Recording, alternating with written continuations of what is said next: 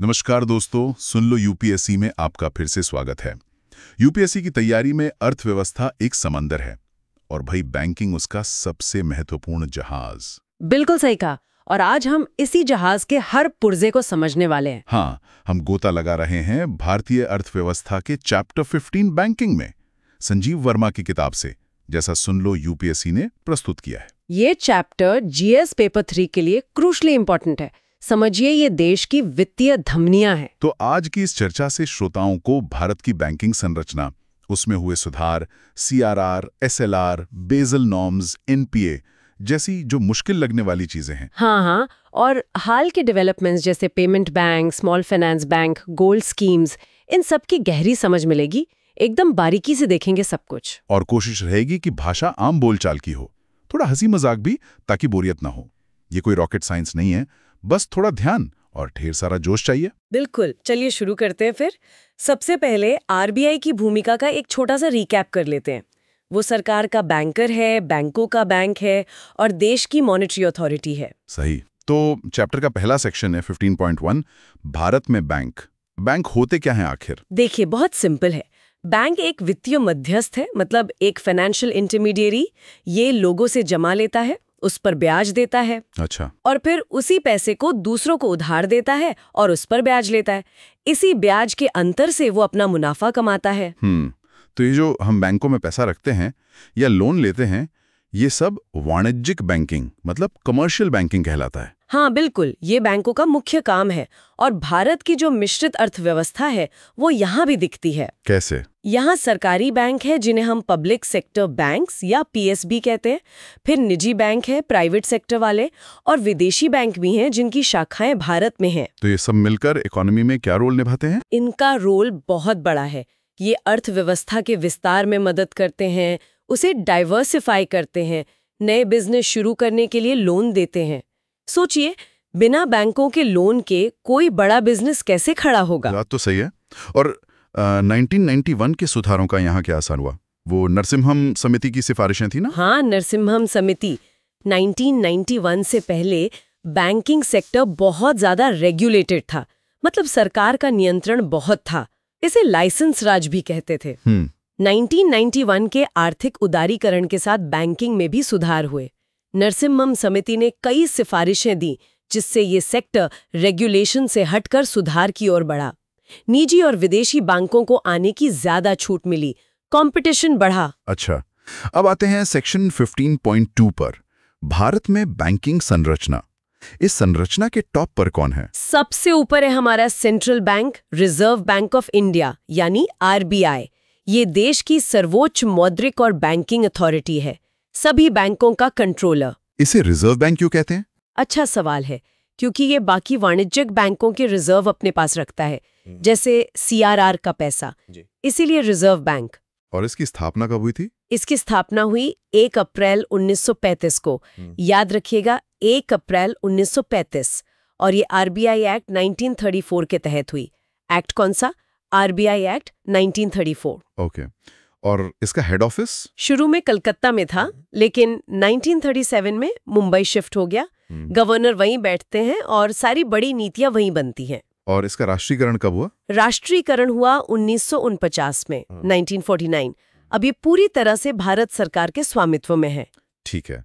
अब ये अनुसूचित और गैर अनुसूचित बैंक क्या होते हैं? इनमें क्या फर्क है?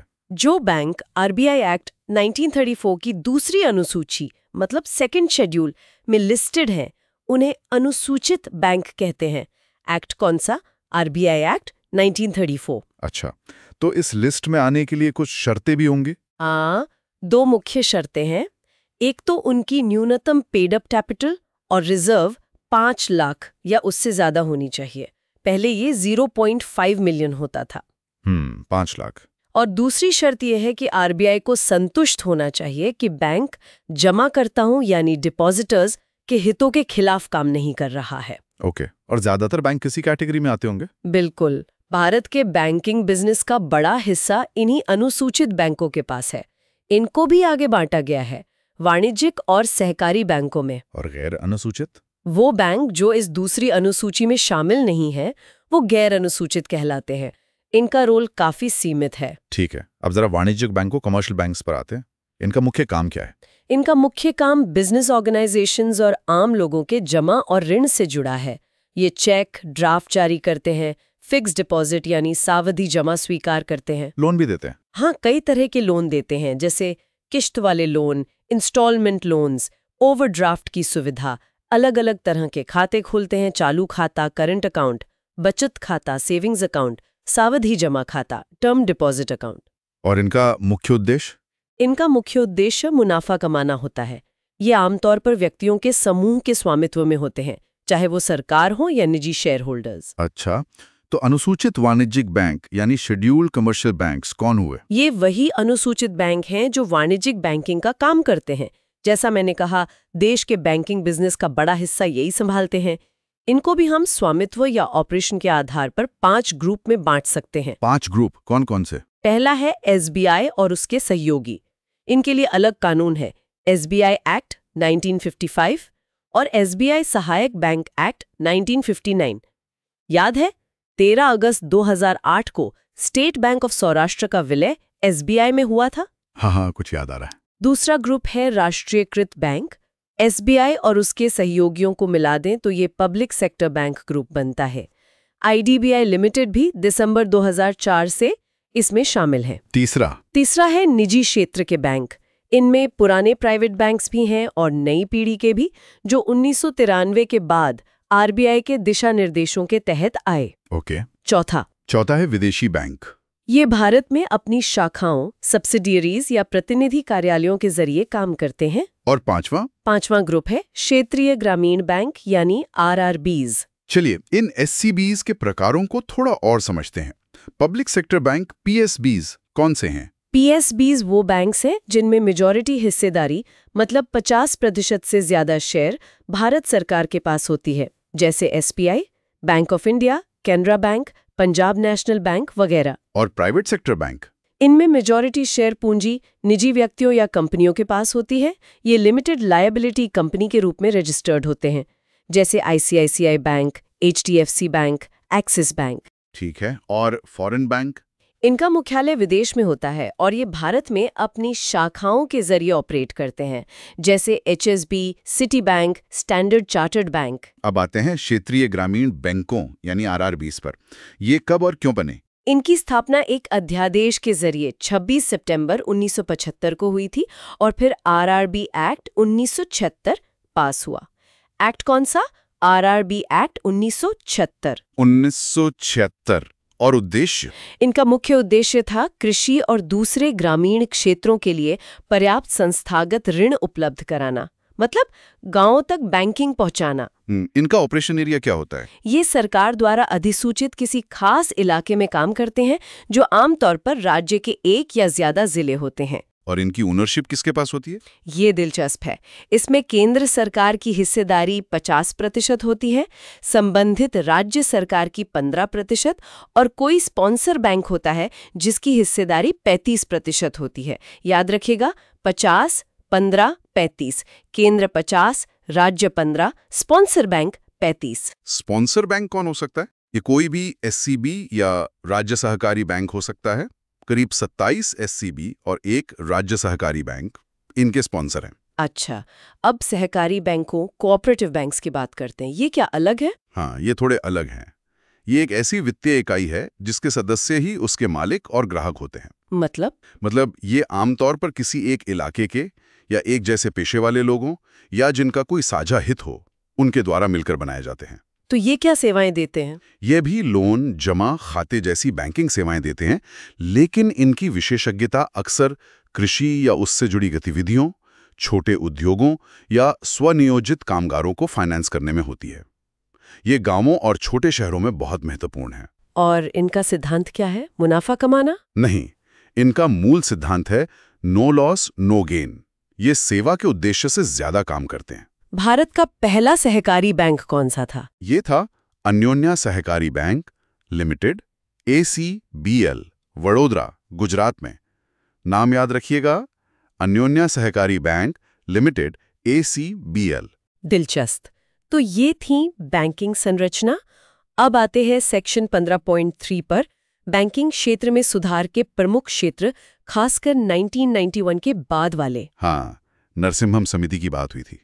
तो क्या क्या बड़े सुधार हुए? पहला तो यही कि निजी और विदेशी बैंकों को आसानी से आने दिया गया। जैसे ICICI, HDFC, एक्सिस बैंक आए और विदेशी बैंकों में सिटी बैंक, HSBC, बार्कलेज वगैरह का विस्तार हुआ। बिल्कुल, इससे कंपटीशन बढ़ा, जो ग्राहकों के लिए अच्छा है। सोचिए, पहले सरकारी बैंकों की लाइनें, अब प्राइवेट बैंक कितने ऑप्शंस देते हैं। खैर, हाँ। और दूसरा सुधार? दूसरा, PSBs को ज्यादा स्वायत्तता दी गई।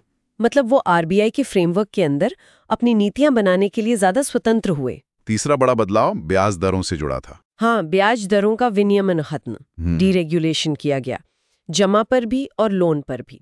बैंक अब अपनी ब्याज दरें तय करने के लिए ज्यादा स्वतंत्र हो गए, यहाँ तक कि बचत खाते पर भी। और लोन देने की दर के बारे में क्या? वो BBLR वाला सिस्टम था ना पहले। हाँ, चौथा पॉइंट यही है, उधार दर का विनियमन खत्म करना। पहले चलता था BPLR, यानी बेंचमार्क प्राइम लेंडिंग रेट। ये वो न्यूनतम दर होती थी जिस पर बैंक अपने सबसे अच्छे ग्राहकों को लोन देते थे। इसमें क्या दिक्कत थी? दिक्कतें थी, एक तो पारदर्शिता की कमी थी, दूसरे बैंक कई बार BPLR से भी कम दर पर लोन दे देते थे, सब BPLR लेंडिंग, जिससे पूरी व्यवस्था का मतलब ही खत्म हो जाता था।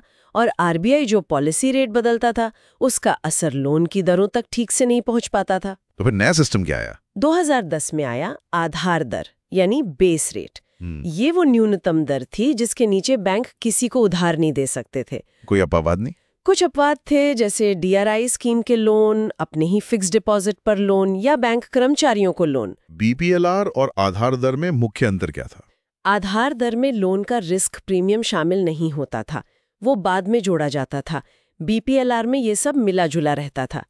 आधार दर से नीचे लोन देने का मतलब था बैंक को सीधा घाटा। लेकिन ये सिस्टम भी बदला गया। हाँ, 1 अप्रैल 2016 से, याद रखिएगा तारीख, 1 अप्रैल 2016, तब आया MCLR, यानी marginal cost of funds based lending rate. इसने आधार दर को रिप्लेस कर दिया। MCLR ये क्या है? अब सारे नए रुपए वाले लोन और क्रेडिट लिमिट्स MCLR के आधार पर तय होते हैं। ये एक इंटरनल बेंचमार्क है जो बैंक खुद तय करते हैं, और ये इस पर आधारित होता है कि बैंक को नया पैसा जुटाने की सीमांत लागत क्या पड़ रही है। सीमांत लागत मतलब बैंक को अगर 1 और रुपए उधार देने के लिए बाजार से उठाना पड़े तो उस 1 रुपए की लागत क्या होगी।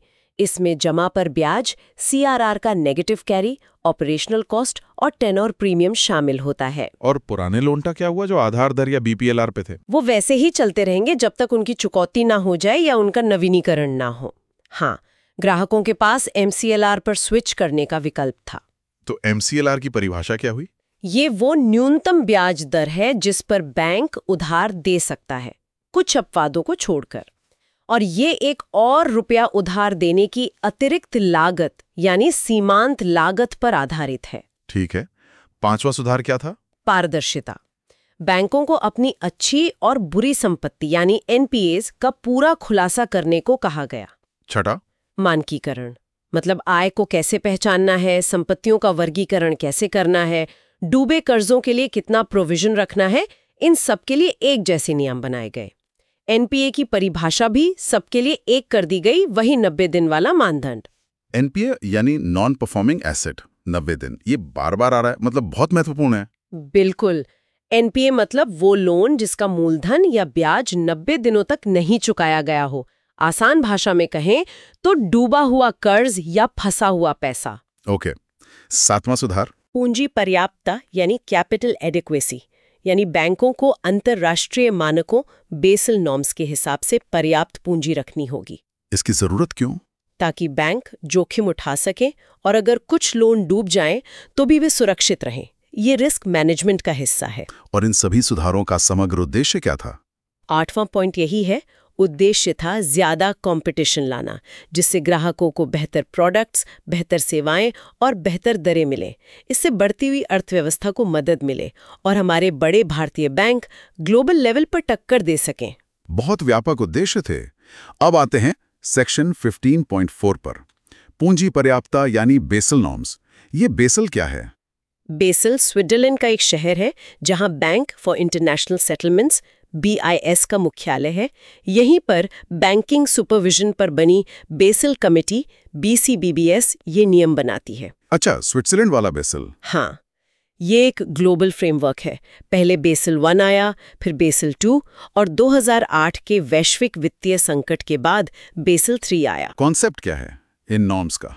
कॉन्सेप्ट ये है कि बैंकों को अपने उधार देने के जोखिमों को कवर करने के लिए एक न्यूनतम मात्रा में खुद की धनराशि यानी पूंजी, कैपिटल रखनी होती है। बैंक की पूंजी मतलब जो पैसा लोग जमा करते हैं वो? नहीं, जमा तो बैंक की देनदारी है, उसे तो वापस करना है। बैंक की अपनी पूंजी का मतलब है शेयर होल्डर्स का पैसा, बैंक का कमाया हुआ मुनाफा जो उसने बांटा नहीं, रिटेन्ड अर्निंग्स वगैरह। इसे टियर 1 या कोर कैपिटल कहते हैं। ये टियर 1 और टियर 2 क्या है? टियर 1 कैपिटल सबसे अच्छी क्वालिटी की, सबसे आसानी से उपलब्ध पूंजी है। इसमें मुख्य रूप से शेयर कैपिटल और रिजर्व आते हैं। और टियर 2? टियर 2 या सप्लीमेंट्री कैपिटल थोड़ी कम आसानी से उपलब्ध होती है। इसमें संपत्ति के पुनर्मूल्यांकन पर मिलने वाला डिस्काउंटेड रिजर्व, स्टैंडर्ड एसेट्स पर किया गया जनरल प्रोविजन, अधीनस्थ ऋण सबऑर्डिनेटेड डेट यानी ऐसे लोन जो बाकी सभी देनदारियों के बाद चुकाए जाएंगे, या लॉन्ग टर्म बॉन्ड वगैरह आते हैं। इनमें कोई अनुपात भी होता है? हाँ, कुछ नियम है। जैसे टियर 2 कैपिटल टियर 1 कैपिटल के 100% से ज़्यादा नहीं हो सकती। और टियर 2 में जो अधीनस्थ ऋण है वो टियर 1 के 50% से ज़्यादा नहीं हो सकता।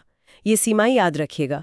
टियर 2 equals 100% ऑफ टियर 1 और subordinated debt equals 50% of tier 1। Okay, तो बेसल 1 नॉर्म्स क्या कहते थे? बेसल 1 ने कहा कि बैंकों की न्यूनतम पूंजी टियर 1 प्लस टियर 2 उनकी risk weighted assets RWA risk weighted assets का कम से कम 8% होनी चाहिए।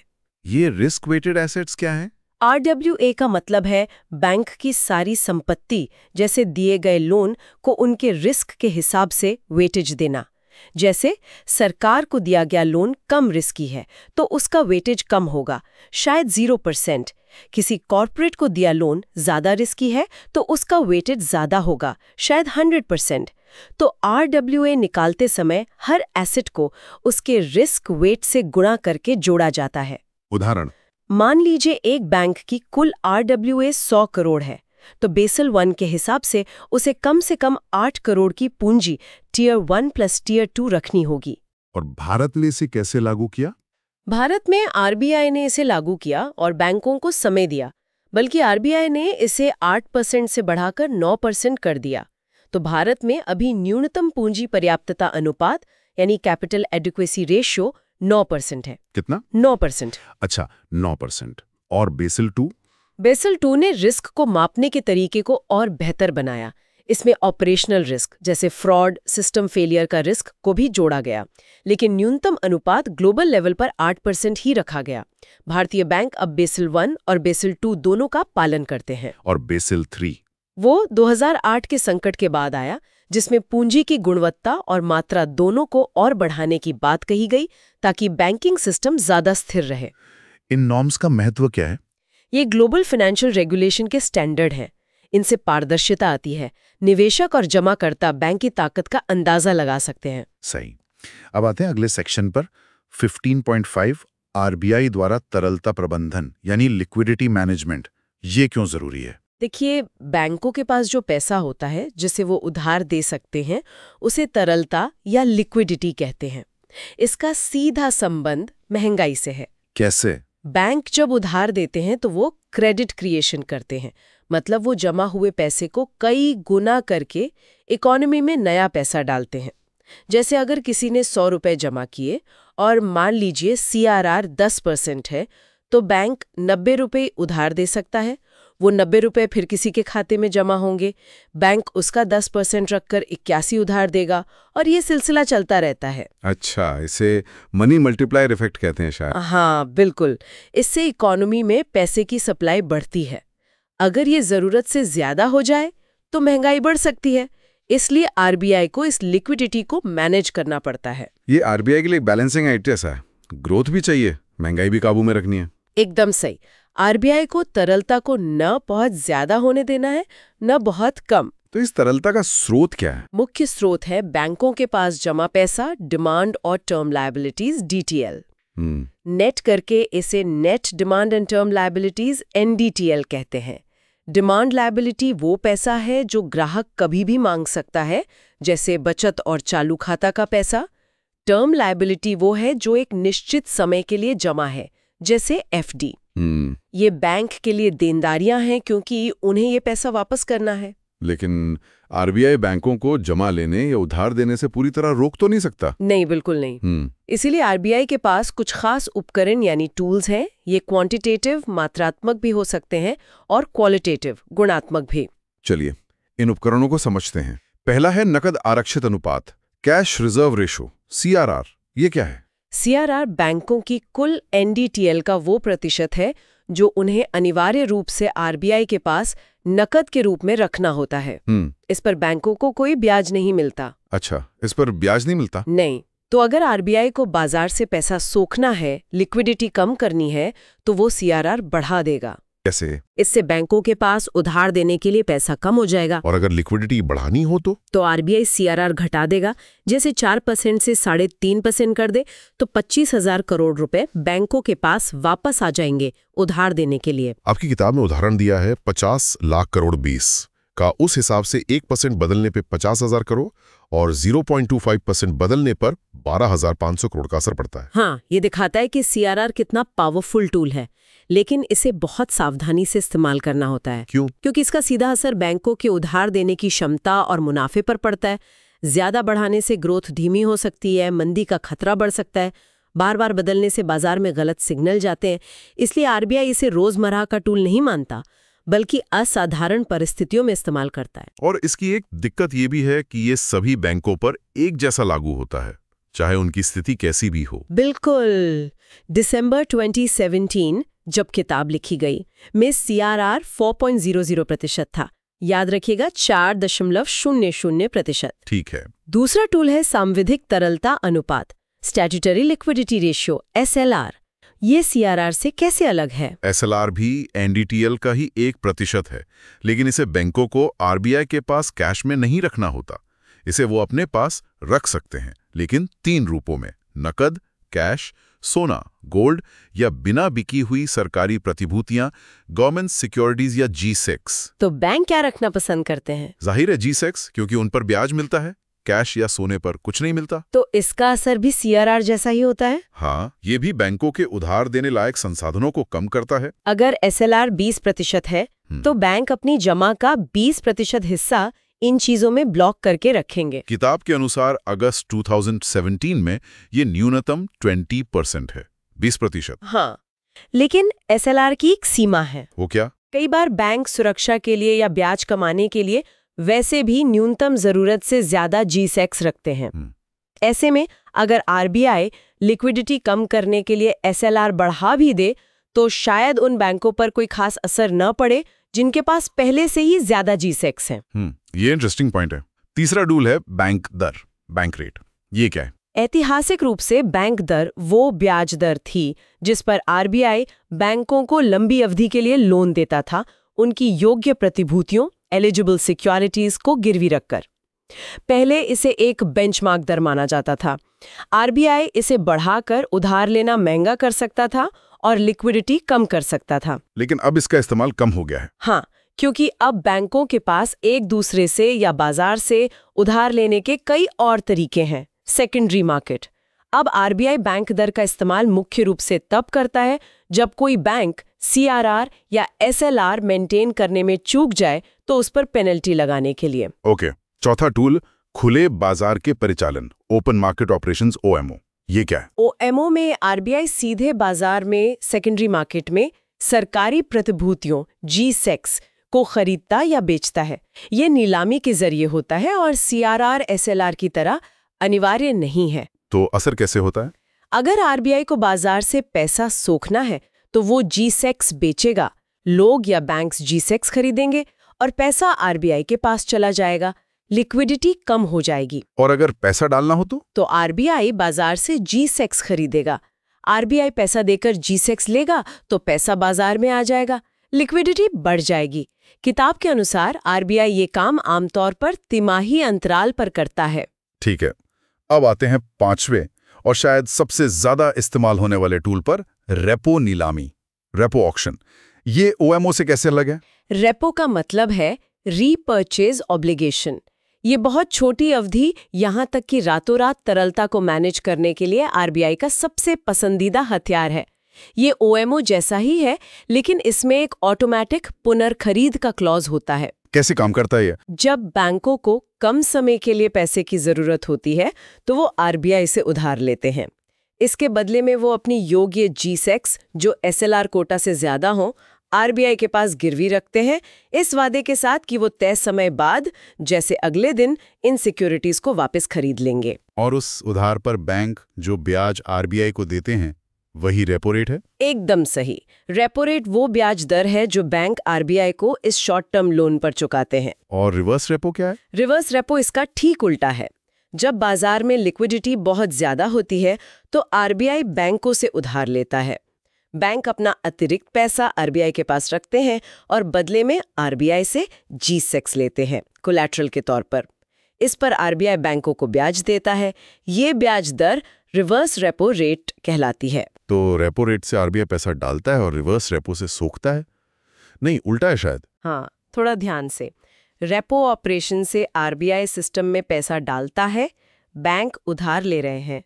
रिवर्स रेपो ऑपरेशन से आरबीआई सिस्टम से पैसा सोखता है, बैंक आरबीआई के पास जमा कर रहे हैं। अच्छा, ठीक है। रेपो से इंजेक्शन, रिवर्स रेपो से अब्जॉर्प्शन। बिल्कुल। और आमतौर पर repo rate reverse repo rate से ज्यादा होता है। किताब में सितंबर 2017 का उदाहरण है, जहां रेपो 6.0% और रिवर्स रेपो 5.75% था, मतलब 25 बेसिस पॉइंट्स, 0.25% का अंतर। ये दरें याद रखिएगा, रेपो 6.0%, रिवर्स रेपो 5.75% उस समय के। ओके। छठा टूल है सीमांत स्थायी सुविधा, मार्जिनल स्टैंडिंग फैसिलिटी, एमएसएफ। ये क्या है? इसे 2011 में शुरू किया गया था। ये एलएएफ, लिक्विडिटी एडजस्टमेंट फैसिलिटी, जिसमें रेपो रिवर्स रेपो आते हैं, की ही एक नई विंडो है। ये एक तरह की इमरजेंसी खिड़की है बैंकों के लिए। इमरजेंसी खिड़की मतलब? आमतौर पर रेपो रेट से 100 बेसिस पॉइंट्स यानी 1% ऊपर। कितना?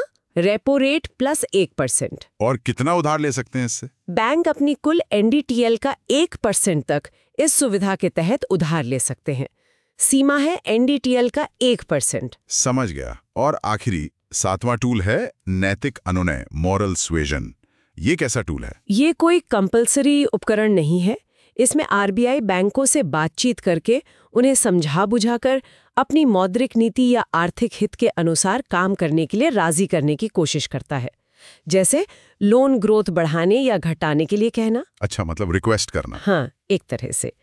तो आरबीआई इन सब उपकरणों का इस्तेमाल कैसे करता है? आमतौर पर बहुत छोटी अवधि की लिक्विडिटी के लिए रेपो, रिवर्स रेपो, मध्यम अवधि के लिए ओएमओ और लंबी अवधि के ढांचागत बदलाव के लिए सीआरआर का इस्तेमाल होता है। आरबीआई अपनी मौद्रिक नीति समीक्षा, जो पहले तिमाही होती थी, में इन दरों और उपकरणों की समीक्षा करता है और अर्थव्यवस्था की जरूरत के हिसाब से तरलता, महंगाई और विकास में संतुलन बनाता है। बिल्कुल। अब अगले सेक्शन पर चलते हैं। 15.6 आरबीआई का निर्देशित उधार, डायरेक्टेड लेंडिंग, जिसे प्राथमिकता क्षेत्र उधार, प्रायोरिटी सेक्टर लेंडिंग, पीएसएल भी कहते हैं। हाँ, ये क्या है? क्या आरबीआई बैंकों को निर्देश देता है कि किसे लोन देना है? हाँ, कुछ हद तक। ये एक तरह का आदेश है बैंकों के लिए कि वो कुछ खास पूर्व निर्धारित क्षेत्रों को लोन जरूर दें।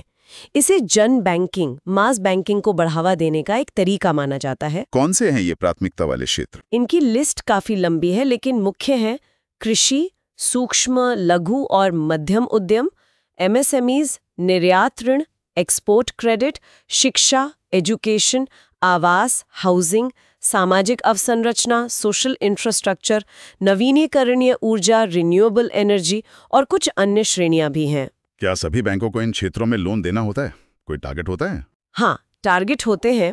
घरेलू अनुसूचित वाणिज्यिक बैंकों आरआरबी और एसएफबी को छोड़कर और उन विदेशी बैंकों जिनकी 20 या उससे ज्यादा शाखाएं हैं, उनके लिए एक बड़ा टारगेट है। क्या है वो टारगेट? उन्हें अपने कुल adjusted net bank credit ANBCSC या ऑफ बैलेंस शीट एक्सपोजर्स के क्रेडिट इक्विवेलेंट अमाउंट CEOFBS जो भी ज्यादा हो उसका 40% हिस्सा प्रायोरिटी सेक्टर को देना होता है। कितना? 40%। ये ANBC CEOFBS क्या है? ये मूल रूप से बैंक के कुल लोन पोर्टफोलियो को मापने का एक तरीका है जिसके आधार पर PSL टारगेट की गणना होती है। इसे आसान भाषा में बैंक का कुल लोन बुक समझ सकते हैं। तो कुल 40%। इसके अंदर भी कोई सब टारगेट होते हैं? हाँ, कई हैं। जैसे कृषि के लिए 18% का टारगेट है और इस 18% में से भी 8% छोटे और सीमांत किसानों के लिए है। सूक्ष्म उद्यमों के लिए 7.5% का टारगेट है और कमजोर वर्गों के लिए 10%। ये नंबर्स महत्वपूर्ण हैं। कुल 40%, कृषि 18%, उसमें से छोटे किसान 8%, सूक्ष्म उद्यम 7.5%, कमजोर वर्ग 10%। और वो विदेशी बैंक जिनकी 20 से कम शाखाएं हैं? उनके लिए भी कुल PSL टारगेट 40% ही है, लेकिन इसे 2020 तक धीरे धीरे लागू किया गया। उन पर ये कृषि, सूक्ष्म उद्यम, कमजोर वर्ग वाले सब टारगेट लागू नहीं होते। इसमें शिक्षा और आवास लोन की भी सीमाएं हैं। हाँ, जैसे शिक्षा लोन में भारत में पढ़ाई के लिए 10 लाख रुपए तक और विदेश में पढ़ाई के लिए 20 लाख तक का लोन PSL में गिना जाता है। आवास लोन के लिए भी मेट्रो शहरों और अन्य केंद्रों के लिए अलग-अलग सीमाएं तय हैं। आपने कमजोर वर्ग, वीकर सेक्शन का जिक्र किया। इसमें कौन-कौन आते हैं? इसमें कई समूह शामिल हैं, जैसे छोटे और सीमांत किसान, कारीगर जिनका निवेश 1 लाख रुपए से कम हो, किताब में शायद 50 के लिखा है पर ये बदलता रहता है। राष्ट्रीय ग्रामीण आजीविका मिशन NRLM, पहले SGSY था, के लाभार्थी, अनुसूचित जाति जनजाति SC/ST, विभेदक ब्याज दर DRI योजना के लाभार्थी, स्वर्ण जयंती शहरी रोजगार योजना SJSRY के लाभार्थी, मैला ढोने वालों के पुनर्वास की स्वरोजगार योजना SRMS के लाभार्थी, स्वयं सहायता समूह SHGs, संकटग्रस्त किसान या व्यक्ति जिन्हें ऋण राहत मिली हो और 1 लाख तक के लोन वाली महिला लाभार्थी। किताब में शायद 50 के लिखा है। ये कुछ प्रमुख उदाहरण हैं। काफी विस्तृत लिस्ट है ये। अच्छा, अगर कोई बैंक के PSL टारगेट पूरा ना कर पाए तो? यहीं पर आता है सेक्शन 15.7 ग्रामीण अवसंरचना विकास कोष, rural infrastructure development fund RIDF। ये क्या है? जो बैंक अपने प्रायोरिटी सेक्टर, खासकर कृषि वाले टारगेट पूरे नहीं कर पाते, उन्हें जितनी कमी रह गई है उतनी राशि इस RIDF फंड में जमा करनी पड़ती है। अच्छा, मतलब पेनल्टी जैसा? हाँ, एक तरह से। इस फंड की स्थापना 1995-96 में हुई थी। कब? 1995-96। और इसे मैनेज कौन करता है? इसे मैनेज करता है NABARD, national bank for agriculture and rural development. इस फंड का पैसा कहाँ इस्तेमाल होता है? इसका इस्तेमाल राज्य सरकारों और राज्य के निगमों को लोन देने के लिए किया जाता है ताकि वे चल रही ग्रामीण बुनियादी ढांचा परियोजनाओं को फाइनेंस कर सकें। किस तरह की परियोजनाएं? बहुत तरह की, जैसे ग्रामीण पीने का पानी, मिट्टी संरक्षण, सिंचाई परियोजनाएं, ग्रामीण सड़कें और पुल, ग्रामीण बाजार, कोल्ड स्टोरेज, वेयरहाउस, स्वास्थ्य केंद्र, school building, mini hydel project, बिजली क्षेत्र के सुधार, पंचायती राज संस्थाओं की परियोजनाएं, वाटरशेड विकास, वानिकी, पशुपालन, मछली पालन वगैरह। लिस्ट काफी लंबी है। मूल रूप से ग्रामीण इंफ्रास्ट्रक्चर को मजबूत करना। समझ गया। अब आते हैं सार्वजनिक क्षेत्र के बैंकों PSBs पर। सेक्शन 15.8, उनका अवलोकन और दृष्टिकोण।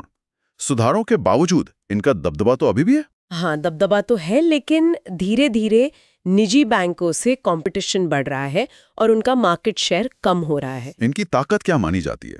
इनकी सबसे बड़ी ताकत है बड़े पैमाने पर उधार देने की क्षमता, खासकर इंफ्रास्ट्रक्चर जैसे बड़े प्रोजेक्ट्स के लिए। और लोगों में एक धारणा है कि ये ज्यादा स्थिर हैं क्योंकि सरकारी हैं। 2008 के वैश्विक संकट में भारतीय बैंकिंग सिस्टम काफी हद तक बचा रहा, जिसका एक कारण PSBs की विवेकशीलता और कम जटिल उत्पादों में निवेश को माना जाता है। लेकिन कमजोरियां भी तो होंगी। तरह परीक्षण होना बाकी है। NPA की समस्या इसी से जुड़ी है।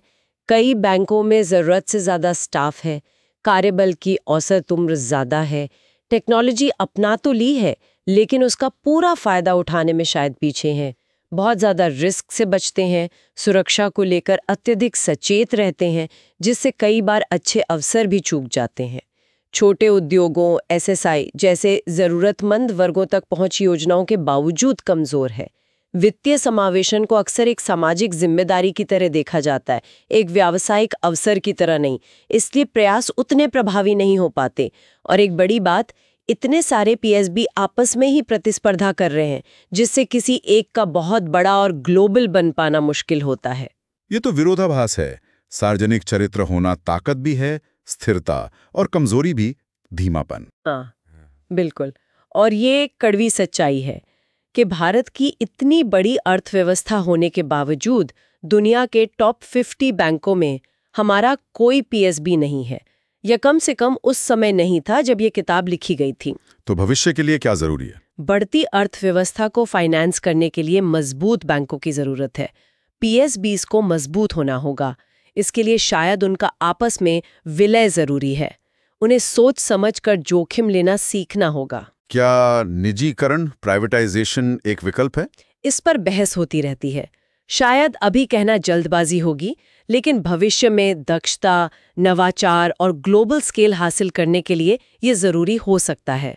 लेकिन इसमें राजनीतिक और सामाजिक पहलू भी जुड़े हैं। इसमें आरबीआई की क्या भूमिका है? आरबीआई का रोल बहुत महत्वपूर्ण है, एक मजबूत रेगुलेटर और सुपरवाइजर के तौर पर।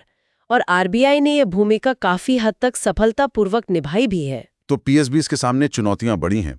अर्थव्यवस्था की जरूरतें पूरी करना, इंफ्रास्ट्रक्चर फाइनेंस करना, वित्तीय समावेशन को बढ़ाना। हाँ, और ये भूमिका बहुत महत्वपूर्ण है क्योंकि बैंकिंग ही किसी भी अर्थव्यवस्था का आधार होती है। इसी से जुड़ा है अगला सेक्शन 15.9 वित्तीय समावेशन, फाइनेंशियल इंक्लूजन। यह आजकल बहुत सुनने में आता है। हाँ, क्योंकि ये एक बड़ी समस्या रही है। किताब के अनुसार उस समय तक देश की लगभग 60% आबादी बैंकिंग सेवाओं की पहुंच के बाहर थी। सोचिए 60%। तो वित्तीय समावेशन का मतलब क्या है? इसका सीधा सा मतलब है देश की आम जनता, खासकर गरीब और कमजोर वर्गों तक बैंकिंग और वित्तीय सेवाओं जैसे जमा, लोन, बीमा, पेंशन भुगतान को सस्ती कीमत पर टेक्नोलॉजी का इस्तेमाल करते हुए पहुंचाना। क्या इसीलिए पीएसबीज की जरूरत है, क्योंकि वो सामाजिक कल्याण के लिए काम करते हैं? ये एक बहस का मुद्दा है। हाँ, अगर इसे केवल सामाजिक कल्याण के नजरिए से देखें, जैसा कि पुराने जमाने में पीएसएल को देखा जाता था, तो पीएसबीज का रोल बनता है। राष्ट्रीयकरण के बाद बैंकिंग को क्लास बैंकिंग से मास बैंकिंग बनाने की कोशिश हुई थी। लेकिन दूसरा नजरिया भी है। और वो ज्यादा महत्वपूर्ण है। इसे एक व्यावसायिक रूप से व्यवहार्य बिजनेस प्रपोजल के तौर पे देखा जाना चाहिए। गरीब लोग साहूकारों को बहुत ऊंची ब्याज दरें देते हैं। अगर बैंक उन्हें सही कीमत पर सेवाएं दें तो बैंक भी मुनाफा कमा सकते हैं और गरीबों का भला भी होगा। प्राइवेट सेक्टर के बैंक और माइक्रो फाइनेंस इंस्टीट्यूशंस एमएफआईज ने दिखाया है कि लाभ के उद्देश्य से भी गरीबों तक पहुंचा जा सकता है। इस पर कोई समिति भी बनी थी? हाँ, सी रंगराजन समिति 2006 में बनी थी, 2008 में रिपोर्ट आई। इसने अध्ययन किया कि लोग बैंकिंग से बाहर क्यों हैं, क्या बाधाएं हैं, और इसने वित्तीय समावेशन को परिभाषित भी किया। क्या परिभाषा थी? परिभाषा थोड़ी लंबी है लेकिन सारी ये है: कमजोर वर्गों जैसे वंचित समूहों और कम आय वाले समूहों को वहनीय लागत पर एट एन अफोर्डेबल कॉस्ट वित्तीय सेवाओं तक पहुंच और समय पर तथा पर्याप्त ऋण, टाइमली एंड एडिक्वेट क्रेडिट सुनिश्चित करने की प्रक्रिया। मुख्य बातें हैं वहनीय लागत, पहुंच और समय पर पर्याप्त ऋण। सबसे बड़ी बाधा क्या है लोगों तक पहुंचने में? सबसे बड़ी बाधा है लागत, कॉस्ट। हर गांव में बैंक की शाखा खोलना संभव नहीं है, बहुत महंगा पड़ेगा। तो समाधान क्या है? समाधान है नवाचार और प्रौद्योगिकी का इस्तेमाल। जैसे मोबाइल फोन आज लगभग हर किसी के पास है। मोबाइल बैंकिंग एक बड़ा जरिया बन सकता है। तो वित्तीय समावेशन का मतलब सिर्फ बैंक खाता खोलना नहीं है? नहीं, बिल्कुल नहीं। इसका मतलब है पहुंच, एक्सेस, प्लस इस्तेमाल करने की क्षमता, एबिलिटी टू यूज, प्लस समझना, अंडरस्टैंडिंग। लोगों को उनकी जरूरत के हिसाब से कई तरह की सेवाएं मिलनी चाहिए, जिम्मेदारी से मिलनी चाहिए, सही कीमत पर मिलनी चाहिए, और ये सेवाएं देने वाले संस्थान टिकाऊ, सस्टेनेबल होने चाहिए और अच्छी तरह से विनियमित होने चाहिए, वेल रेगुलेटेड होने चाहिए। इसके लिए क्या पहले हुई हैं? कई पहले हुई हैं। जैसे स्वयं सहायता समूहों SHGs को बैंकों से जोड़ना, नो फ्रिल्स अकाउंट्स जो अब प्रधानमंत्री जन धन योजना PMJDY के तहत आते हैं, मोबाइल बैंकिंग का प्रसार, किसान क्रेडिट कार्ड KCC और सबसे बड़ी पहल हाल के वर्षों में रही है प्रधानमंत्री जन धन योजना PMJDY। ये नाम याद रखने चाहिए, PMJDY, KCC, SHG bank linkage. इससे आम आदमी को क्या फायदे होते हैं? बहुत फायदे हैं। लोग बेहतर वित्तीय निर्णय ले पाते हैं, अपने रोजमर्रा के खर्चों को बेहतर ढंग से मैनेज कर सकते हैं, भविष्य के लिए योजना बना सकते हैं, बचत कर सकते हैं, संपत्ति बना सकते हैं। अचानक आई मुसीबत जैसे बीमारी या फसल खराब होना से निपटने में मदद मिलती है। उनकी भेद्यता वल्नरेबिलिटी कम होती है। UNCDF का भी यही मानना है। हाँ, United Nations capital development fund UNCDF का भी यही कहना है कि गरीबों के लिए वित्तीय सेवाएं सिर्फ दान या सब्सिडी नहीं है, बल्कि ये वित्तीय क्षेत्र का एक अभिन्न अंग है और एक बड़ा व्यावसायिक अवसर भी। तो स्थिति क्या है अभी? काफी प्रगति हुई है। हाँ, प्रगति तो हुई है। खासकर जन धन योजना के बाद बैंक खातों की संख्या बहुत बड़ी है, लेकिन अभी भी बहुत से लोग हैं जो बैंकिंग सेवाओं का नियमित रूप से इस्तेमाल नहीं कर पाते। असली चुनौती समावेशी विकास हासिल करना है और उसके लिए वित्तीय समावेशन बहुत जरूरी है। सिर्फ बैंक खाता खुलवाना पहला कदम है, असली काम उसके बाद शुरू होता है। लोगों को ऋण और अन्य सेवाएं सही तरीके से मिलें। इसके कई उद्देश्य हैं। लोगों को वित्त तक पहुंचाना, उन्हें साहूकारों के चंगुल से छुड़ाना, सरकारी सब्सिडी या सहायता सीधे उनके खाते में भेजना, डायरेक्ट बेनिफिट ट्रांसफर DBT, बिचौलियों को खत्म करना, ये समावेशी विकास का एक अहम हिस्सा है। बिल्कुल। अब आते हैं सेक्शन 15.10 पर, लघु वित्त bank, small finance banks, SFBs। ये क्या है? ये एक तरह के निजी वित्तीय संस्थान हैं, डिफरेंशिएटेड बैंक्स हैं। इनका उद्देश्य क्या है? इनका मुख्य उद्देश्य है वित्तीय समावेशन को और आगे बढ़ाना। ये उन लोगों और व्यवसायों पर फोकस करते हैं जहां बैंकिंग सेवाएं या तो पहुंची नहीं हैं, अनसर्व्ड, या कम पहुंची हैं। अंडरसर्व्ड। जैसे कौन? जैसे छोटे व्यवसाय, छोटे और सीमांत किसान, सूक्ष्म और लघु उद्योग और असंगठित क्षेत्र के लोग। ये उन्हें बुनियादी बैंकिंग सेवाएं, जमा स्वीकार करना और उधार देना दोनों मुहैया कराते हैं। इनकी खास बात क्या है? इनकी एक खास बात यह है कि RRBs या लोकल एरिया बैंकों LABs के विपरीत इनके संचालन क्षेत्र, एरिया ऑफ ऑपरेशन पर कोई प्रतिबंध नहीं है। ये पूरे देश में काम कर सकते हैं। ये कब शुरू हुए? इनकी घोषणा 2014-15 के केंद्रीय बजट में हुई थी। RBI ने नवंबर 2014 में इनके लिए दिशा निर्देश जारी किए। साल याद रखिएगा, 2014-15 बजट, गाइडलाइंस नवंबर 2014। लाइसेंस कब दिए गए? RBI ने सितंबर 2015 में 10 संस्थानों को सिद्धांतिक मंजूरी दी। इनमें से ज्यादातर पहले माइक्रो फाइनेंस इंस्टीट्यूशन थे, MFI थे। कुछ प्रमुख नाम है EU फाइनेंसेस, अब EU small finance bank, Equitas holdings, Ujjivan financial services और जनलक्ष्मी फाइनेंशियल सर्विसेज वगैरह। तो ये जमा भी ले सकते हैं और लोन भी दे सकते हैं? हाँ, यही इनका मुख्य काम है। ये उन्हीं छोटे ग्राहकों को टारगेट करते हैं जिन्हें बड़े बैंकों से लोन लेने में दिक्कत आती है, और उन्हें अनौपचारिक स्रोतों से औपचारिक बैंकिंग की तरफ लाते हैं। इनका लक्ष्य क्या है? लक्ष्य वही है जो लोग बैंकिंग से बाहर हैं, उन्हें सिस्टम में लाना, उन्हें सस्ती बैंकिंग सेवाएं देना। ये RBI की विभेदित बैंकिंग, डिफरेंशिएटेड बैंकिंग रणनीति का हिस्सा है, जहां अलग-अलग जरूरतों के लिए अलग-अलग तरह के बैंक हों। ठीक है, अब आते हैं सेक्शन 15-11, भुगतान बैंक्स, पेमेंट्स बैंक्स। ये SFB से कैसे अलग हैं? ये भी विभेदित बैंक हैं, लेकिन इनके काम करने पर ज्यादा पाबंदियां हैं बैंकिंग रेगुलेशन एक्ट 1949 के तहत। क्या पाबंदियां हैं? ये क्या काम कर सकते हैं और क्या नहीं? ये जमा स्वीकार कर सकते हैं, लेकिन उसकी एक सीमा है। शुरू में ये सीमा प्रति व्यक्ति 1 लाख रुपए थी। कितनी? 1 लाख रुपए। ये पेमेंट्स और पैसे भेजने की सेवाएं दे सकते हैं, इंटरनेट बैंकिंग दे सकते हैं, दूसरे बैंकों के लिए बिजनेस कॉरेस्पॉन्डेंट बन सकते हैं, बीमा और म्यूचुअल फंड जैसे थर्ड पार्टी प्रोडक्ट बेच सकते हैं, ATM डेबिट कार्ड जारी कर सकते हैं। और क्या नहीं कर सकते? सबसे महत्वपूर्ण बात, ये उधार नहीं दे सकते, यानी लोन नहीं दे सकते। सही है। बिल्कुल नहीं। क्रेडिट कार्ड जारी नहीं कर सकते और अपनी कोई NBFC सब्सिडरी भी नहीं बना सकती। तो मुख्य अंतर क्या हुआ?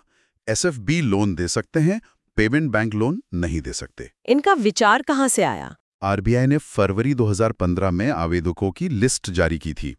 डॉक्टर नचिकेत मोर की अध्यक्षता वाली समिति ने इस तरह के बैंकों की सिफारिश की थी। समिति का नाम याद रखें, नचिकेत मोर समिति। इंडिया पोस्ट को भी एक पेमेंट बैंक चलाने का लाइसेंस मिला क्योंकि उनका नेटवर्क बहुत बड़ा है। कितने लाइसेंस दिए गए? आरबीआई ने 11 आवेदकों को सैद्धांतिक मंजूरी दी थी। इनमें Aditya Birla Nuvo, Airtel M commerce, India Post, Fino Paytech, NSDL, Reliance Industries, Paytm, Vodafone M Pesa जैसे बड़े नाम शामिल थे। हालांकि बाद में इनमें से 3 ने अपने लाइसेंस सरेंडर कर दिए, चोलामंडलम, दिलीप सांघवी और टेक महिंद्रा। ये सैद्धांतिक मंजूरी क्या होती है? इसका मतलब है कि लाइसेंस पक्का नहीं है। आवेदक को 18 महीने का समय दिया जाता है ताकि वो आरबीआई की सभी शर्तों को पूरा कर सके। उसके बाद ही उन्हें बैंकिंग रेगुलेशन एक्ट 1949 की धारा 22 के तहत पूर्ण लाइसेंस मिलता है। इन पेमेंट बैंकों का उद्देश्य क्या है? उद्देश्य काफी हद तक SF20 जैसा ही है। जो लोग बैंकिंग से बाहर हैं उन्हें औपचारिक बैंकिंग के दायरे में लाना, वित्तीय समावेशन को तेज करना, वित्तीय साक्षरता बढ़ाना, गरीबी कम करना, खासकर ग्रामीण और दूरदराज के इलाकों तक पहुंचना। ये मौजूदा बैंकों की पहुंच बढ़ाने में भी मदद कर सकते हैं, उनकी BC बनकर। ये रजिस्टर कैसे होते हैं? इन्हें कंपनी अधिनियम 2013 के तहत पब्लिक लिमिटेड कंपनी के रूप में रजिस्टर होना होता है और बैंकिंग रेगुलेशन एक्ट 1949 के तहत लाइसेंस लेना होता है। इन पर RBI act, FEMA, payment and settlement systems act जैसे कई कानून लागू होते हैं। इनका असर क्या होगा? इनसे मौजूदा बड़े बैंकों के लिए कंपटीशन बढ़ेगा, खासकर जमा और भुगतान सेवाओं में। ये बैंकों और टेलीकॉम कंपनियों या अन्य फिनटेक कंपनियों के बीच गठजोड़ को भी बढ़ावा दे सकते हैं। इसी सेक्शन में DSIBs का भी जिक्र है। ये क्या है? DSIB मतलब डोमेस्टिक सिस्टेमिकली इम्पॉर्टेंट बैंक्स, यानी ऐसे घरेलू बैंक जो इतने बड़े और महत्वपूर्ण हैं कि उनका फेल होना पूरी अर्थव्यवस्था के लिए खतरनाक हो सकता है। इन्हें too big to fail TBTF भी कहा जाता है। इन्हें कैसे पहचाना जाता है? आरबीआई कुछ मानदंडों के आधार पर इन्हें पहचानता है। एक मुख्य मानदंड है कि बैंक की संपत्ति एसेट्स देश की GDP के 2% को पार कर जाए। कितना? GDP का 2%। इसके अलावा उनका आकार, उनकी सीमा पार गतिविधियां, जटिलता, उनके विकल्पों की कमी और दूसरे वित्तीय संस्थानों से उनका जुड़ाव इंटरकनेक्टेडनेस भी देखा जाता है। इनके लिए क्या खास नियम होते हैं? क्योंकि इतने महत्वपूर्ण हैं, इसलिए इन पर खास नजर रखी जाती है। इन्हें अपनी रिस्क वेटेड एसेट्स RWA के प्रतिशत के रूप में अतिरिक्त common equity tier 1 capital, additional common equity tier 1 CET1 रखना पड़ता है। इन्हें 5 बकेट में बांटा गया है और हर बकेट के लिए अतिरिक्त पूंजी की जरूरत अलग अलग है। आरबीआई इनकी कड़ी निगरानी करता है ताकि ये मनी लॉन्ड्रिंग जैसे गलत कामों में ना पड़ें। भारत में कौन से बैंक D से माने जाते हैं? आरबीआई हर साल इनकी लिस्ट जारी करता है। जब ये किताब लिखी गई थी तब SBI और ICICI बैंक इस लिस्ट में थे। हाल ही में किताब के बाद HDFC बैंक को भी इसमें जोड़ा गया, तो अब 3 हैं, SBI, ICICI और HDFC बैंक। अच्छा। अब आते हैं सोने से जुड़ी योजनाओं पर। सेक्शन 15.12 स्वर्ण निवेश योजनाएं। ये कब शुरू हुई? ये 5 नवंबर 2015 को लॉन्च की गई। तारीख याद रखिएगा, 5 नवंबर 2015। इनका उद्देश्य क्या था? मुख्य उद्देश्य था लोगों की भौतिक सोने की मांग को कम करना। भारत सोने का बहुत बड़ा आयातक है, जिससे हमारा करंट अकाउंट डेफिसिट बढ़ता है। तो सरकार चाहती थी कि लोग सोने में निवेश को भौतिक रूप से रखने के बजाय वित्तीय साधनों में बदलें। इससे सोने का आयात कम होगा। इसके तहत कौन सी योजनाएं आई? 2 मुख्य योजनाएं थीं। पहली, sovereign gold bonds. Sovereign gold bonds ये क्या हैं? ये सरकारी सिक्योरिटीज हैं जिन्हें आरबीआई भारत सरकार की ओर से जारी करता है। ये सोने के ग्राम्स में अंकित होते हैं, लेकिन खरीदे और बेचे रुपए में जाते हैं। इन्हें कौन खरीद सकता है? केवल भारत में रहने वाले व्यक्ति, HUF, ट्रस्ट, विश्वविद्यालय और धर्मार्थ संस्थान ही इन्हें खरीद सकते हैं। इन्हें डीमैट फॉर्म में या कागज के सर्टिफिकेट के रूप में रखा जा सकता है। निवेश की कोई सीमा है? हाँ, एक व्यक्ति एक वित्तीय वर्ष में कम से कम 1 ग्राम, पहले 2 ग्राम था, और अधिकतम 4 किलोग्राम, पहले 500 ग्राम था, बाद में बढ़ाया गया, तक निवेश कर सकता है। ट्रस्ट वगैरह के लिए सीमा 20 किलोग्राम है। हम किताब के हिसाब से चलें तो न्यूनतम 2 ग्राम और अधिकतम 500 ग्राम प्रति व्यक्ति प्रति वित्तीय वर्ष। याद रखें, मिनिमम 2 ग्राम, मैक्सिमम 500 ग्राम उस समय। इस पर ब्याज भी मिलता है? हाँ, ये इसकी खास बात है। भौतिक सोने पर कोई ब्याज नहीं मिलता, लेकिन SGBs पर एक निश्चित दर से ब्याज मिलता है। 2015-16 में जब ये शुरू हुए थे तब ब्याज दर 2.75% प्रति वर्ष थी, जो साल में 2 बार दी जाती थी। कितनी? 2.75% प्रति वर्ष। ये दर बाद में बदली गई है। इनकी अवधि कितनी होती है? इनकी मैच्योरिटी अवधि 8 साल की होती है। 8 साल। लेकिन 5वें, 6ठे और 7वें साल के बाद बाहर निकलने का विकल्प एग्जिट ऑप्शन भी होता है, ब्याज भुगतान की तारीखों पर। केवाईसी की जरूरत होती है? हाँ, जैसे भौतिक सोना खरीदने के लिए केवाईसी जरूरी है, वैसे ही इनके लिए भी है। टैक्स का क्या है? ब्याज पर तो टैक्स सख्त रहे, लेकिन अगर कोई इन्हें मैच्योरिटी तक रखता है तो रिडेम्पशन पर होने वाले कैपिटल गेन्स टैक्स से छूट मिलती है। ये एक बड़ा फायदा है। और पैसा वापस कैसे मिलता है? मैच्योरिटी पर उस समय सोने की जो कीमत चल रही होगी, पिछले 3 दिन के औसत के आधार पर उसके बराबर रुपए निवेशक को मिल जाते हैं। ये स्कीम सफल रही? हाँ, शुरुआत में इसे अच्छा रिस्पांस मिला था। किताब में पहले 2 किश्तों का जिक्र है, जिनमें लगभग 378 किलोग्राम सोना, 993 करोड़ रुपए मूल्य के बराबर बॉन्ड बिके और करीब 3.9 लाख आवेदन आए। ठीक है। दूसरी योजना थी स्वर्ण मुद्रीकरण योजना, गोल्ड मोनेटाइजेशन स्कीम, GMS। इसका क्या उद्देश्य था? इसका उद्देश्य था घरों और संस्थानों में बेकार पड़े सोने को बाहर निकालना, मोबिलाइज करना और उसे उत्पादक कार्यों में लगाना। इस सोने को पिघलाकर बैंकों के पास जमा कराया जा सकता है और फिर बैंक इसे जौहरियों को लोन के रूप में दे सकते हैं। इससे भी सोने का आयात पर निर्भरता कम होगी। इसका तरीका क्या है? मसौदा दिशा निर्देशों के अनुसार लोग अपना सोना जैसे गहने सिक्के बार बैंकों द्वारा अधिकृत कलेक्शन और प्योरिटी टेस्टिंग सेंटर CPT पर ले जा सकते हैं। न्यूनतम कितना सोना जमा कर सकते हैं? न्यूनतम जमा राशि 30 ग्राम है। कितनी? 30 ग्राम। आगे क्या होता है? सेंटर पर सोने की प्राथमिक जांच होती है।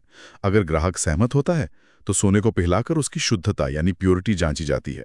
ग्राहक को एक रसीद मिलती है, फिर वो उस रसीद को लेकर बैंक जाता है। बैंक में क्या होता है? बैंक ग्राहक के नाम पर एक गोल्ड सेविंग्स अकाउंट खोलता है। सोने की जितनी शुद्ध मात्रा निकली, जैसे 995 शुद्धता वाले सोने के ग्राम में, वो खाते में जमा हो जाती है। इस पर ब्याज कैसे मिलता है? बैंक इस जमा सोने पर ब्याज देते हैं। ब्याज दर बैंक खुद तय करते हैं। खास बात यह है कि ब्याज का भुगतान सोने के रूप में ही होता है। मतलब अगर आपने 100 ग्राम सोना जमा किया और ब्याज दर 1% है, तो साल के अंत में आपके खाते में 101 ग्राम सोना जमा हो जाएगा। प्रिंसिपल और ब्याज दोनों सोने में। और पैसा वापस कैसे मिलता है? नकद या सोना? ये विकल्प ग्राहक को खाता खोलते समय ही चुनना होता है कि वो मैच्योरिटी पर सोना लेना चाहेगा या उस समय के सोने की मूल्य के बराबर नकद। इसकी अवधि क्या होती है? जमा की अवधि छोटी 1-3 साल, मध्यम 5-7 साल और लंबी 12-15 साल हो सकती है। बीच में निकालने प्रीमेच्योर विड्रॉल की भी अनुमति होती है, लेकिन कुछ पेनल्टी लग सकती है, जैसे FD में होता है। इसकी टैक्स स्लैब क्या है? इस योजना के तहत कमाए गए ब्याज और सोने की कीमत बढ़ने से होने वाले कैपिटल गेन्स दोनों पर इनकम टैक्स और कैपिटल गेन्स टैक्स से छूट मिलती है। इसे वेल्थ टैक्स से भी छूट थी जब वेल्थ टैक्स लगता था। ये बड़े टैक्स लाभ हैं। इसमें कितनी क्षमता है? अनुमान है कि भारतीय घरों और संस्थानों में लगभग 20,000 टन सोना पड़ा है। अगर इसका छोटा सा हिस्सा भी इस स्कीम में आ जाए तो सोने का आयात, जो सालाना 800 से 1000 टन होता है, काफी कम हो सकता है। लेकिन इसमें कुछ मुद्दे भी तो होंगे, जैसे काले धन का डर। हाँ, ये एक बड़ी चिंता थी कि लोग अपना अघोषित सोना स्कीम में डालने की कोशिश कर सकते हैं। ये भी सवाल था कि क्या बैंक इस जमा सोने को CRR, SLR के लिए इस्तेमाल कर पाएंगे, जिसका जवाब नहीं था। सुझाव ये थे कि स्कीम को सफल बनाने के लिए, खासकर गहनों के मामले में, आय का स्रोत पूछने में थोड़ी नरमी बरती जाए, लेकिन KYC का पालन सख्ती से हो। बिल्कुल, सावधानी से बनाना जरूरी था। अब आते हैं सेक्शन 15.13, बैंकिंग संबंधित अन्य पहलें। इसमें सबसे पहले है NPA। हम इसकी परिभाषा जान चुके हैं, 90 दिन। हाँ, नॉन परफॉर्मिंग एसेट, 90 दिन तक मूलधन या ब्याज ना मिलना। इसका वर्गीकरण कैसे होता है? NPA बनने के बाद भी उसे अलग अलग कैटेगरी में बांटा जाता है, ये दिखाने के लिए कि वो कितना पुराना और कितना डूबा हुआ है। पहला है अवमानक, सबस्टैंडर्ड, जब कोई एसेट 12 महीने या उससे कम समय तक NPA रहे। दूसरा है संदिग्ध, डाउटफुल, जब वो 12 महीने से ज्यादा समय तक NPA रह जाए, यानी सबस्टैंडर्ड कैटेगरी में 12 महीने पूरे कर लें। तीसरा है हानि, लॉस, जब RBI या ऑडिटर को लगे कि ये पैसा अब वसूल नहीं हो सकता, इसकी कीमत लगभग 0 है और इसे बैंक की बैलेंस शीट से हटा देना चाहिए। हालांकि कुछ रिकवरी की कोशिश जारी रह सकती है। भारत में NPA की स्थिति कैसी रही है? ये भारतीय बैंकिंग सेक्टर, खासकर PSBs के लिए एक बहुत गंभीर मुद्दा रहा है। कई सालों तक बैंक अपनी बैलेंस शीट को साफ दिखाने के लिए इसे छुपाते रहे, जिसे विंडो ड्रेसिंग कहते हैं। लेकिन आरबीआई के पूर्व गवर्नर रघुराम राजन ने एसेट क्वालिटी रिव्यू AQR शुरू किया और बैंकों को मजबूर किया कि वो मार्च 2017 तक अपनी बैलेंस शीट को साफ करें। इसके बाद एनपीए के आंकड़े तेजी से बढ़े। कुछ आंकड़े हैं किताब में? हाँ, बताया गया है कि पीएसबीज ने 2013 से 2015 के बीच 1,14,000 करोड़ के लोन बट्टे खाते में डाले, राइट ऑफ किए। और वित्त वर्ष 2016 में 39 लिस्टेड बैंकों का कुल ग्रॉस एनपीए 92% बढ़कर 5.79 ट्रिलियन हो गया। नेट एनपीए भी लगभग दोगुना होकर 3.38 ट्रिलियन हो गया। प्रतिशत में देखें तो ग्रॉस एनपीए 4.41% से बढ़कर 7.91% और नेट एनपीए 2.45% से बढ़कर 4.63% हो गया। पीएसबीज, जिनका मार्केट शेयर लगभग 70% था, ज्यादा प्रभावित हुए। कुछ पीएसबीज का ग्रॉस एनपीए तो 15% से भी ऊपर चला गया था। ये तो बहुत गंभीर स्थिति थी। इससे निपटने के लिए क्या कानूनी उपाय हैं? एक है सरफेसी अधिनियम 2002। हाँ, सारफेसी एक्ट 2002। पूरा नाम है securitisation and reconstruction of financial assets and enforcement of security interest act 2002। नाम लंबा है पर काम महत्वपूर्ण है। एक्ट और साल याद रखें, सारफेसी एक्ट 2002। इसका उद्देश्य क्या है? इसका मुख्य उद्देश्य है बैंकों और वित्तीय संस्थानों को एनपीए से निपटने में मदद करना। ये उन्हें कानूनी अधिकार देता है कि वो लोन न चुकाने वालों की गिरवी रखी संपत्ति पर कार्रवाई कर सकें। क्या खास अधिकार देता है ये? इसके 3 मुख्य उद्देश्य हैं। पहला, सिक्योरिटाइजेशन के लिए कानूनी ढांचा प्रदान करना, जहां बैंक अपने लोन्स को पूल करके बेच सकते हैं। दूसरा, एनपीए को एसेट रिकंस्ट्रक्शन कंपनियों ARCs को ट्रांसफर करने की प्रक्रिया बताना। ये ARCs डूबे लोन खरीदने और वसूलने का काम करती हैं। और तीसरा, सबसे महत्वपूर्ण, बैंकों को ये अधिकार देना कि वो बिना अदालत के हस्तक्षेप के अपनी सिक्योरिटी इंटरेस्ट यानी गिरवी रखी संपत्ति को लागू कर सकें। मतलब बैंक सीधे संपत्ति पर कब्जा कर सकते हैं? हाँ, अगर उधारकर्ता 60 दिन के नोटिस के बाद भी पैसा नहीं चुकाता तो बैंक गिरवी रखी संपत्ति पर कब्जा कर सकता है, उसे बेच सकता है या मैनेज कर सकता है। ये बैंकों के लिए एनपीए रिकवरी का एक बड़ा हथियार है। ये एक्ट ARCs के रेगुलेशन को भी कवर करता है और आरबीआई इनका रेगुलेटर है। एनपीएस समाधान के लिए एक और बड़ा कदम था इंसॉल्वेंसी एंड बैंक्रप्सी कोड 2016। बिल्कुल, IBC 2016। इसके तहत 1 अक्टूबर 2016 को भारतीय दिवाला और शोधन अक्षमता board insolvency and bankruptcy board of India IBBI की स्थापना हुई। तारीख और कोड याद रखें, 1 अक्टूबर 2016, IBC 2016। IBBI की भूमिका क्या है? IBBI इस पूरे इकोसिस्टम का रेगुलेटर है। ये एक अनूठा रेगुलेटर है क्योंकि ये दिवाला पेशेवरों, insolvency professionals IPs, IP agencies IPAs और सूचना उपयोगिताओं इंफॉर्मेशन यूटिलिटीज IUs तीनों को रेगुलेट करता है। इसके मुख्य कार्य क्या है? ये कॉर्पोरेट दिवाला समाधान, परिसमापन, लिक्विडेशन और व्यक्तिगत दिवाला शोधन अक्षमता इंडिविजुअल इंसॉल्वेंसी बैंक्रप्सी के लिए नियम बनाता और लागू करता है। ये IBC के सफल कार्यान्वयन के लिए जरूरी है। IBC का लक्ष्य है दिवाला प्रक्रिया को समयबद्ध तरीके से पूरा करना, संपत्ति का अधिकतम मूल्य वसूलना, उद्यमिता को बढ़ावा देना, ऋण की उपलब्धता बढ़ाना और सभी हितधारकों के हितों में संतुलन बनाना। IBBI का स्ट्रक्चर कैसा है? इसमें एक 10 सदस्यीय बोर्ड होता है, एक चेयरपर्सन, केंद्र सरकार के 3 अधिकारी, JS रैंक के पदेन, आरबीआई का एक नामित सदस्य और केंद्र सरकार द्वारा नामित 5 अन्य सदस्य, जिनमें से 3 पूर्णकालिक होते हैं। इसमें हाल में कोई संशोधन हुआ है? हाँ, एक महत्वपूर्ण संशोधन ये हुआ कि अब किसी समाधान योजना रेजोल्यूशन प्लान को मंजूरी देने से पहले लेनदारों की समिति कमेटी ऑफ क्रेडिटर्स COC को समाधान आवेदक रेजोल्यूशन एप्लीकेंट, जिसमें कंपनी के प्रमोटर भी शामिल हो सकते हैं, की पृष्ठभूमि और क्रेडिट योग्यता की जांच करनी होगी। ठीक है, अब बात करते हैं इंद्रधनुष योजना की। ये क्या थी? इंद्रधनुष प्लान की घोषणा 14 अगस्त 2015 को हुई थी। तारीख 14 अगस्त 2015। किस संदर्भ में? ये PSBs की सेहत सुधारने के लिए लाया गया था। उस समय PSB कई समस्याओं से जूझ रहे थे। रुके हुए प्रोजेक्ट्स, लेगेसी इश्यूज, मांग में कमी, कम लाभप्रदता, क्योंकि एनपीए और पुनर्गठित लोन के लिए प्रोविजनिंग करनी पड़ रही थी। तो इसका उद्देश्य पीएसबीज का पुनरुद्धार था। हाँ, सरकार ने इसके तहत पीएसबीज में 70,000 करोड़ रुपए की पूंजी डालने की योजना बनाई थी। किताब के अनुसार FY18 की पहली छमाही तक 51,858 करोड़ रुपए डाल दिए गए थे। इसमें 7 तत्व थे ना? रेनबो के साथ रंग। बिल्कुल, इसे याद रखने के लिए ABCDEFG का निमोनिक इस्तेमाल कर सकते हैं। A, appointments, chairman, non executive और MD CEO के पद अलग किए गए। टॉप मैनेजमेंट का चुनाव पारदर्शी और योग्यता के आधार पर करने की बात हुई। यहां तक कि top 5 banks PNB, BOB, BOI, IDBI, Canara में निजी क्षेत्र से भी उम्मीदवार लाने की अनुमति दी गई। B, bank board bureau BBB। इसने पूर्णकालिक निदेशकों और नॉन एग्जीक्यूटिव चेयरमैन की नियुक्ति करने वाले पुराने बोर्ड को रिप्लेस किया। इसमें प्रतिष्ठित पेशेवर और अधिकारी शामिल थे। इसका काम नियुक्तियों के अलावा पीएसबीज के बोर्ड के साथ मिलकर रणनीति बनाने में मदद करना भी था। इसे भविष्य की बैंक होल्डिंग कंपनी की तरफ पहला कदम माना गया। C, कैपिटलाइजेशन, वही 70,000 करोड़ रुपए की पूंजी डालने की योजना, जो 4 सालों में होनी थी।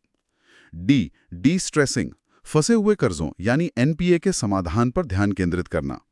E, एम्पावरमेंट, बैंकों को ज्यादा स्वायत्तता देना, उनके वाणिज्यिक निर्णयों में सरकारी हस्तक्षेप कम करना, लेकिन साथ ही जवाबदेही तय करना। बेहतर शिकायत निवारण तंत्र, आसान भर्ती प्रक्रिया और ESOPs पर विचार करने की बात हुई। फ्रेमवर्क ऑफ अकाउंटेबिलिटी, बैंकों के प्रदर्शन को मापने के लिए नया KPI की परफॉर्मेंस इंडिकेटर्स ढांचा लाना, जो पुराने स्टेटमेंट ऑफ इंटेंट सिस्टम से बेहतर हो। गवर्नेंस रिफॉर्म्स, शासन में सुधार लाना।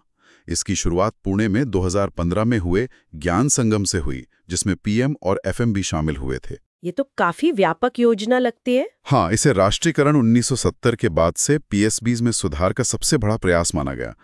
मकसद था PSBs को ज्यादा प्रतिस्पर्धी बनाना। एक और टर्म आता है पारा, public sector asset rehabilitation agency.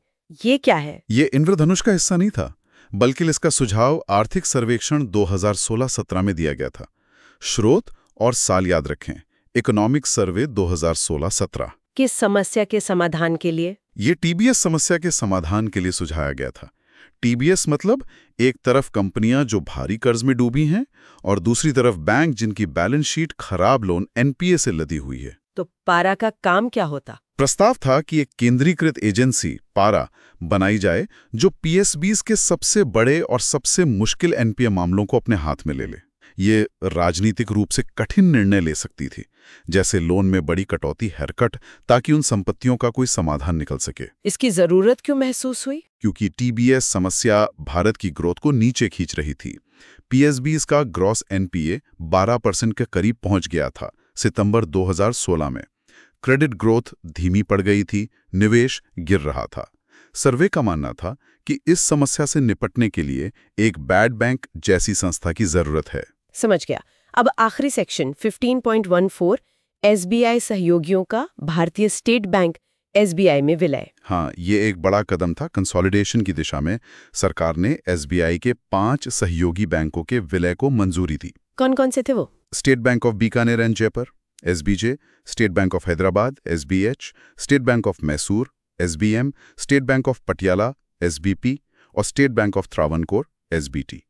इन 5 का विलय SBI में हुआ। और कोई? हाँ, इनके साथ ही भारतीय महिला बैंक BMB का भी विलय SBI में कर दिया गया। ये कब से प्रभावी हुआ? ये विलय 1 अप्रैल 2017 से प्रभावी हुआ। तारीख याद रखें, 1 अप्रैल 2017। इससे SBI दुनिया के टॉप 50 बैंकों में शामिल हो गया एसेट्स के लिहाज से। वाह! तो ये था चैप्टर 15 का विस्तृत विश्लेषण। काफी कुछ कवर किया हमने। हाँ, वाकई काफी गहराई में गए हम। चलिए अब श्रोताओं के लिए मुख्य बातों को संक्षेप में दोहराते हैं, ऑडियो बुलेट पॉइंट्स की तरह। बिल्कुल। पहली बात, भारतीय बैंकिंग संरचना में RBI शिखर पर है और इसके तहत अनुसूचित वाणिज्यिक, PSB, निजी, विदेशी, RRB और सहकारी और गैर अनुसूचित बैंक आते हैं। दूसरी, 1991 के सुधारों ने उदारीकरण लाया। ब्याज दर निर्धारण BPLR से आधार दर और फिर MCLR में बदला। NPA की मानक परिभाषा 90 दिन और पारदर्शिता बढ़ी। तीसरी, बैंकों की सेहत के लिए पूंजी पर्याप्तता महत्वपूर्ण है। बेसल नॉर्म्स अंतर्राष्ट्रीय मानक है। भारत में न्यूनतम CAR 9% है। चौथी, RBI तरलता प्रबंधन के लिए कई उपकरणों का इस्तेमाल करता है। CRR, SLR, ये रिजर्व है। बैंक दर, अब पेनाल्टी रेट, OMO, GSEC खरीदना बेचना, रेपो, रिवर्स रेपो, मुख्य अल्पकालिक उपकरण, MSF, इमरजेंसी विंडो और नैतिक अनुनय। पांचवी, बैंकों को प्राथमिकता क्षेत्र PSL में लोन देना होता है। टारगेट 40%, कृषि 18%, कमजोर वर्ग 10%। कमी होने पर RIDF में पैसा डालना पड़ता है। छठी, PSBs की अपनी ताकतें, पहुंच, स्थिरता और कमजोरियां, NPA दक्षता हैं। सुधार के लिए इंद्रधनुष योजना 7 तत्व ABCDEFG लाई गई। PARA का सुझाव दिया गया। सातवीं, वित्तीय समावेशन का मतलब है सब तक सस्ती बैंकिंग पहुंचाना। रंगराजन समिति परिभाषा, इसके लिए PMJDY, KCC और नए तरह के बैंक जैसे SFB, लोन प्लस जमा, और पेमेंट बैंक, सिर्फ जमा भुगतान, लोन नहीं। DSIB यानी टू बिग टू फेल बैंकों पर खास निगरानी होती है। आठवीं, सोने के आयात को कम करने और घरेलू सोने को इस्तेमाल में लाने के लिए सॉवरेन गोल्ड बॉन्ड SGB और गोल्ड मॉनेटाइजेशन स्कीम GMS भौतिक सोना जमा करना लाई गईं। नौवीं, NPA समाधान के लिए कानूनी हथियार हैं सारफाइसी एक्ट 2002, बैंकों को संपत्ति पर कार्रवाई का अधिकार, और IBC 2016, समयबद्ध दिवाला समाधान IBBI रेगुलेटर। और 10वीं, SBI में उसके 5 सहयोगी बैंकों और भारतीय महिला बैंक का विलय 1 अप्रैल 2017 कंसोलिडेशन की दिशा में एक बड़ा कदम था। बहुत बढ़िया, ये एक शानदार रिकैप था। उम्मीद है श्रोताओं को भारतीय बैंकिंग प्रणाली की ये जटिल दुनिया अब थोड़ी आसान लग रही होगी। हाँ, कोशिश तो यही थी कि हर पहलू को सरल भाषा में समझाया जाए। ये जानकारी ना सिर्फ UPSC प्रीलिम्स और मेंस के लिए, बल्कि इंटरव्यू और रोजमर्रा की आर्थिक खबरों को समझने के लिए भी बहुत जरूरी है। ये एक तरह का लाइफ स्किल है। बिल्कुल, अर्थव्यवस्था को समझना आज की जरूरत है। ये चर्चा काफी लंबी और विस्तृत थी। अगर आपको कहीं कोई शंका हो या कोई कॉन्सेप्ट दोबारा समझना हो तो इसे फिर से सुनने में संकोच ना करें। कई बार दोहराने से चीजें दिमाग में बैठ जाती हैं। हाँ, रिवीजन बहुत जरूरी है। और इस पूरी चर्चा के बाद एक सवाल मेरे मन में घूम रहा है और मैं चाहता हूं कि हमारे श्रोता भी इस पर सोचें। भविष्य में भारतीय बैंकिंग के सामने सबसे बड़ी चुनौती क्या होगी? क्या वो टेक्नोलॉजी का बढ़ता प्रभाव और उससे जुड़े साइबर सुरक्षा के खतरे होंगे, या फिर असली चुनौती अभी भी ग्रामीण भारत के कोने कोने तक सार्थक वित्तीय समावेशन पहुंचाना है, या कुछ और? ये वाकई सोचने वाला सवाल है। शायद इन सबका मिश्रण ही सबसे बड़ी चुनौती है। बिल्कुल। तो दोस्तों, इस पर विचार जरूर कीजिएगा और अगर आपको हमारा ये गहन विश्लेषण उपयोगी लगा हो तो इस वीडियो को लाइक करना न भूलें। इसे अपने साथी उम्मीदवारों के साथ शेयर करें ताकि उनकी भी मदद हो सके। और हाँ, आपके मन में कोई सवाल हो, कोई शंका हो, या आप बताना चाहें कि आपने इस चर्चा से क्या सीखा, तो नीचे कमेंट सेक्शन में जरूर लिखें। हमें आपके फीडबैक का इंतजार रहेगा। और सबसे महत्वपूर्ण बात, अगर आप ऐसे ही और विस्तृत विश्लेषण चाहते हैं तो सुन लो UPSC यूट्यूब चैनल को सब्सक्राइब करना बिल्कुल न भूलें और वो घंटी वाला बटन भी दबा दें ताकि आपको हमारे नए वीडियो की जानकारी तुरंत मिल जाए। आपकी UPSC यात्रा में हम आपके साथ हैं। आपकी मानद जरूर रंग लाएगी। इसी विश्वास के साथ अगली बार फिर मिलेंगे एक नए विषय के साथ। धन्यवाद। धन्यवाद।